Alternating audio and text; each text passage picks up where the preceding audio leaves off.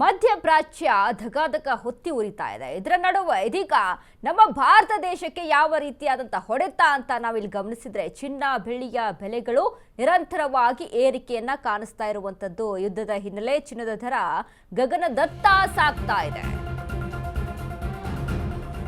ಮಧ್ಯಪ್ರಾಚ್ಯ ಧಗಧಗ ಚಿನ್ನ ಬೆಳ್ಳಿಗೆ ಹೊಡೆತ. ಯುದ್ಧದ ಹಿನ್ನೆಲೆ ಚಿನ್ನದ ದರ ಗಗನಕ್ಕೆ ಏರ್ತಾ ಇದೆ. ಪ್ರಪಂಚ ಮಾರುಕಟ್ಟೆಯ ಮೇಲೆ ಯುದ್ಧದ ಪರಿಣಾಮ. ಸದ್ಯಕ್ಕೆ ನಿಲ್ಲಲ್ಲ ಯುದ್ಧ, ನಮಗೆ ಚಿನ್ನ ಸಿಗೋದು ಅಸಾಧ್ಯ. ಹೀಗಾಗಿ ನಿಯಂತ್ರಣ ಕಳೆದುಕೊಳ್ಳಲಿದೆ ಚಿನ್ನ ಬೆಳ್ಳಿಯ ಬೆಲೆಗಳು. ಯುದ್ಧದಿಂದ ಚಿನ್ನದ ಬೆಲೆ 25,000 ಜಾಸ್ತಿ ಸಾಧ್ಯತೆ. ಶೀಘ್ರವೇ ಚಿನ್ನದ ಬೆಲೆ 2 ಲಕ್ಷ ದಾಟೋದು ಫಿಕ್ಸ್. ಬೆಳ್ಳಿ ಬೆಲೆ 4 ಲಕ್ಷ ರೂಪಾಯಿ ದಾಟೋದು ಫಿಕ್ಸ್. ಒಂದೊಮ್ಮೆ ಯುದ್ಧ ನಿಂತರೂ ತಕ್ಷಣಕ್ಕೆ ಇಳಿಯಲ್ಲ ಚಿನ್ನದ ಬೆಲೆ. ಯುದ್ಧ ನಿಂತ 5 ದಿನಗಳ ಬಳಿಕ ಇಳಿಕೆ ಶುರುವಾಗುತ್ತೆ. ಅಶ್ವವೇಗ ನ್ಯೂಸ್ ಜೊತೆ ಆಭರಣ ತಜ್ಞ ರಾಮಾಚಾರಿ ಮಾತುಕತೆಯನ್ನ ನಡೆಸಿದ್ದಾರೆ.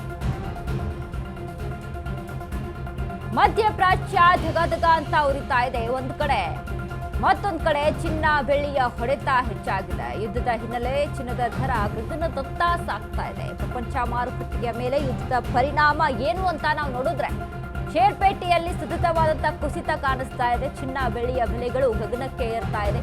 4 ಲಕ್ಷ ರೂಪಾಯಿ ದಾಟಬಹುದು ಬೆಳ್ಳಿ 1 ಕೆಜಿ ಬೆಳ್ಳಿಗೆ. ಇನ್ನು ಮತ್ತೊಂದು ಕಡೆ ಬಂಗಾರ 10 ಗ್ರಾಂ ಬಂಗಾರ 2 ಲಕ್ಷ ದಾಟೋದು ಫಿಕ್ಸ್ ಅಂತ ಹೇಳಲಾಗ್ತಾ ಇದೆ. ಪ್ರಸ್ತುತ ಈ 2 ದೇಶಗಳ ನಡುವೆ ಯುದ್ಧದ ಕಾರ್ಮೋಡ ಆವರಿಸ್ತಾ ಇರುವಂತದ್ದು. ಹೀಗಾಗಿ ಸುರಕ್ಷಿತ ಹೂಡಿಕೆ ಎಂದೇ ಪರಿಗಣಿಸಲಾದಂತಹ ಚಿನ್ನ ಮತ್ತು ಬೆಳ್ಳಿಯ ಬೆಲೆಗಳು ದಿಢೀರ್ ಆಕಾಶದತ್ತ ಮುಖ ಮಾಡಿವೆ.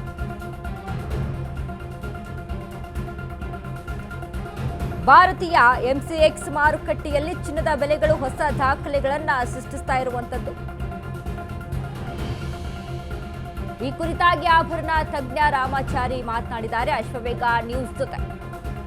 ಸದ್ಯಕ್ಕೆ ಅಂತೂ ನಿಲ್ಲಲ್ಲ. ಒಂದು ವೇಳೆ ಯುದ್ಧ ಸದ್ಯಕ್ಕೆ ನಿಂತರೂ ಸಹಿತ ಚಿನ್ನ ಮತ್ತು ಬೆಳ್ಳಿಯ ಬೆಲೆಗಳು ಸತತವಾಗಿ ಏರಿಕೆಯನ್ನೇ ಕಾಣಿಸ್ತಾ ಇರುತ್ತೆ. ಸದ್ಯಕ್ಕೆ ಮಾತ್ರ ಇಳಿಕೆಯನ್ನ ಕಾಣೋದಿಲ್ಲ ಅನ್ನುವಂಥದ್ದು. ಯಾಕಂದ್ರೆ ಯುದ್ಧ ತಕ್ಷಣ ನಿಂತು ಅಂದ ತಕ್ಷಣ ಅಲ್ಲಿ ಇಳಿಕೆ ಕಾಣಿಸಲ್ಲ, ಅದಕ್ಕೆ ಸ್ವಲ್ಪ ಸಮಯ ಬೇಕು. ಅವರೇ ಸ್ಟಾರ್ಟ್ ಮಾಡಿದ್ದು, ಸಿದ್ಧವಾಗೇ ಮಾಡವ್ರೆ.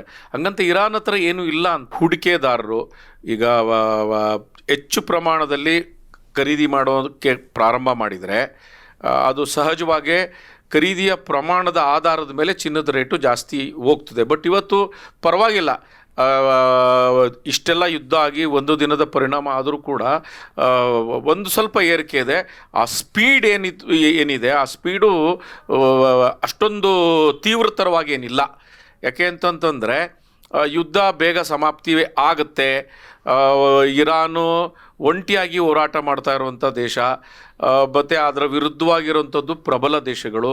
ಸೊ ಅವರೆಲ್ಲ ಪ್ಲ್ಯಾನ್ ಮಾಡಿಯೇ ಯುದ್ಧಕ್ಕೆ ಬಂದಿದ್ದಾರೆ. ಸೊ ಎಷ್ಟು ದಿನ ಮುಂದಕ್ಕೆ ಹೋದರೆ ಏನೆಲ್ಲ ಪರಿಣಾಮಗಳಾಗ್ಬೋದು ಅಂತ. ಸೊ ಹೀಗಾಗಿ ಪ್ರಪಂಚದ ಮಾರುಕಟ್ಟೆ ಮೇಲೆ ಈ ಯುದ್ಧ ಪರಿಣಾಮ ಬೀರ್ತದೆ. ಯಾವುದೇ ಯುದ್ಧಗಳು ನಡೆದರೂ ಕೂಡ ಪ್ರಮುಖವಾಗಿ ಒಂದು ನಿಯಂತ್ರಣ ಕಳ್ಕೊಂಡು ಬೆಲೆ ಏರಿಕೆ ಆಗುವಂಥದ್ದೇ ಮತ್ತು ಚಿನ್ನ ಮತ್ತು ಬೆಳ್ಳಿ ಸ್ಪೆಷಲಿ. ಯಾಕೆಂದರೆ gold is not a commodity, gold is an exchange money ಅಂತ. ಯಾಕೆಂದರೆ ಒಂದು ಬೇರೆ ದೇಶಕ್ಕೆ ಏನಾದ್ರು ಕೊಂಡ್ಕೋಬೇಕಾದ್ರೆ ವಿದೇಶಿ ವಿನಿಮಯವಾಗಿ ನಂಬಿಕೆಗೆ ಅರ್ಹವಾಗಿ ಇರುವಂಥದ್ದು ಚಿನ್ನ ಮಾತ್ರನೇ. $US ಇದ್ದರೂ ಕೂಡ ಅದರ ಮೇಲಿನ ಭರವಸೆಗಳು ಜನರಿಗೆ ಕಡಿಮೆನೇ ಇದೆ ಇತ್ತೀಚಿನ ದಿನಗಳಲ್ಲಿ, ಒಂದು 3-4 ತಿಂಗಳಲ್ಲಿ ನಡೆದಿರೋ ಘಟನೆಗಳಲ್ಲಿ. ಹಾಗಾಗಿ ಚಿನ್ನ ಸಹಜವಾಗಿ ಒಂದು ಹೂಡಿಕೆಯಾಗಿ, ಒಂದು ಭದ್ರತೆಯಾಗಿ, ಒಂದು ಇನ್ಶೂರೆನ್ಸ್ ಆಗಿ ಎಲ್ಲರಿಗೂ ಕಾಣ್ತದೆ. ಅದು ವ್ಯಾಪಾರಿಗಳಿಗಿರ್ಬೋದು, ವ್ಯಾಪಾರಿಗಳ ಮೂಲಕ ಜನಸಾಮಾನ್ಯರಿಗಿರ್ಬೋದು, ಎಲ್ಲರಿಗೂ ಕೂಡ ಅದನ್ನೇ ಕಾಣ್ತದೆ. ಶಸ್ತ್ರಾಸ್ತ್ರಗಳ ಪ್ರಮಾಣವನ್ನು ನೋಡಿದಾಗ ಇಸ್ರೇಲ್ ಮತ್ತು ಅಮೇರಿಕಾ ಇದಕ್ಕೆ ಸಿದ್ಧವಾಗೇ ಅವರು ಪ್ಲ್ಯಾನ್ ಮಾಡಿ ಅವರೇ ಸ್ಟಾರ್ಟ್ ಮಾಡಿದ್ದು, ಸಿದ್ಧವಾಗೇ ಮಾಡವ್ರೆ. ಹಂಗಂತ ಇರಾನ್ ಹತ್ರ ಏನೂ ಇಲ್ಲ ಅಂತ ಅಲ್ಲ. ಇರಾನ್ ಹತ್ರ ಇದ್ದರೂ ಕೂಡ ಆ ಪ್ರಮಾಣ ಅವರಲ್ಲಿರೋಷ್ಟು ಪ್ರಮಾಣ ಇವರಲ್ಲಿಲ್ಲ. ಎಲ್ಲೋ ಒಂದು ಸತಿ ಅವರು ಸೋಲನ್ನು ಒಪ್ಕೋಬೇಕಾಗುತ್ತೆ. ಒಳಗಡೆ ದೇಶದೊಳಗೆ ಆಹಾರ ಪದಾರ್ಥಗಳು ಮೇಯ್ನಾಗಿ ನೋಡಿ, ಇಷ್ಟು ದಿನ ಇರಾನಿಗೆ ಮೇಯ್ನ್ ಆಹಾರ ಪದಾರ್ಥಗಳನ್ನು ಕೊಡ್ತಾ ಇದ್ದಿದ್ದೇ ಭಾರತ. ಒಂದು ಭಾರತದ ಖಾಸಗಿ ಕಂಪನಿ ನಿಯಂತ್ರಣದಲ್ಲಿ ಆ ಇರಾನಿನ ಬಂದರಿತ್ತು. ಈ ವಿದೇಶಿ ರಾಜಕೀಯ ಪರಿಸ್ಥಿತಿಯಲ್ಲಿ ಕಾಂಗ್ರೆಸ್ ಪಕ್ಷಕ್ಕೆ ಈ ಅಮೇರಿಕಾದವರು ಒತ್ತು ಕೊಟ್ಟು ಅದು ಭಾರತ ವ್ಯಾಪಾರಿಯ ಹಿಡಿತದಿಂದ, ಅದಾನಿ ಕಂಪನಿ ಏನಿತ್ತು ಅವ್ರ ಹಿಡಿತದಿಂದ ತೆಗೆದರು. ಅಲ್ಲಿ ಏನು ನಡೀತಾ ಇತ್ತು, ಭಾರತದಿಂದ ಮೇಯ್ನಾಗಿ ಗೋಧುವೆ, ಬೇರೆ ಬೇರೆ ಆಹಾರ ಪದಾರ್ಥಗಳು ನಿತ್ಯ ಸರಬರಾಜಾಗ್ತಿತ್ತು. ಅಲ್ಲಿ ಜನಸಾಮಾನ್ಯರಿಗೆ ಏನು ಬೆಲೆ ಏರಿಕೆಯ ಬಿಸಿ ಏನೂ ಆಗ್ತಿರಲಿಲ್ಲ, ಯಾಕೆ ದಿನ ಹೋಗ್ತಿತ್ತಲ್ಲ. ಯಾವಾಗ ಅದು ಅವ್ರಿಗೆ ಹ್ಯಾಂಡ್ ಓವರ್ ಮಾಡಿದ್ರು, ಒಂದು ವಾರದೊಳಗೆ ವಾಪಸ್ಸು ಅವ್ರಿಗೆ ಬೇರೆಯವ್ರಿಗೆ ಬಿಟ್ಟುಕೊಟ್ಟು ಅದರಿಂದ ಭಾರತದ ಕಂಪ್ನಿ ವಾಪಸ್ ಬಂದು ಒಂದು ವಾರಕ್ಕೇ ಅಲ್ಲಿ ಬೆಲೆ ಏರಿಳಿತ ಆಯಿತು, ವ್ಯತ್ಯಾಸಗಳಾಯಿತು, ಜನ ಬೀದಿಗೆ ಬಂದ್ಬಿಟ್ರು. ಪ್ರಮುಖವಾಗಿ ಇರಾನ್ಗೆ ಆಹಾರ ಪದಾರ್ಥಗಳು, ಔಷಧಿಗಳನ್ನು ಕೊಡ್ತಾ ಇರುವಂಥ ದೇಶ ಭಾರತ.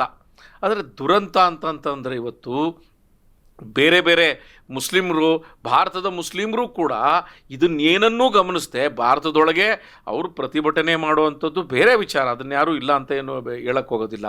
ಭಾರತದ ವಿರುದ್ಧ ಎಷ್ಟೊಂದು ಸಹಾಯ ಮಾಡಿದರೂ ಕೂಡ ಧರ್ಮ ಮಾತ್ರ ಮೊದಲು ಬರ್ತದೆ, ಬೇರೆ ಎಲ್ಲ ಹಿಂದೆ ಹೋಗ್ತದೆ ಅನ್ನೋದನ್ನು ಇರಾನ್ ತೋರಿಸ್ತದೆ.